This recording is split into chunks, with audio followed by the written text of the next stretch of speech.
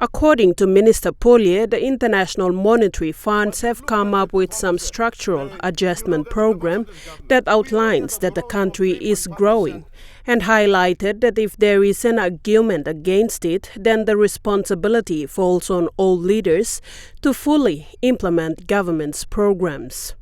You look at the performance of this government. We already have a growth of 3.5% as per our projections, and it will be growing on that track. It is growing. The IMF need not come and tell us how to grow it. We're already growing.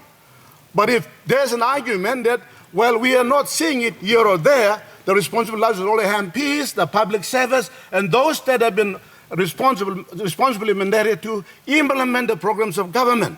Polye gives an illustration on his role as the Minister for Higher Education implementing these programs. Universities and colleges, we're building and we're rehabilitating infrastructure for science lab, classrooms, dormitories.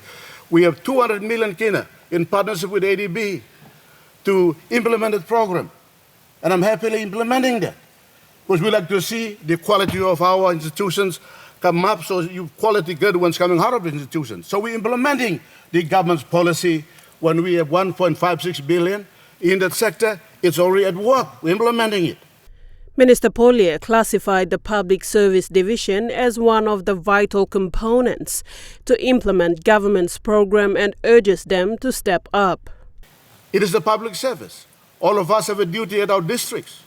That this every money we get, it's a lot of money. It's 10 million has been, but it will be 20 million for this year and oncoming years. When we talk about employment or any economic growth, it actually lies with individual MPs and the district administration, your finance managers and everybody on the ground.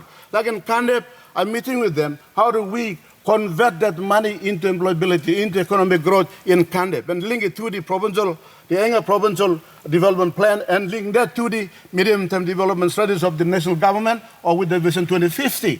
So the job we have here, we already have the solutions. We have the strategies, we have the means to solve those issues. And yet we complain. We should not be complaining. We should be happy and be cheerful. At least we have a government that is putting a lot of money, but it's up to individual MPs and their public service administration to implement, to achieve the intended returns. Sharon Engnui, National EMTV News.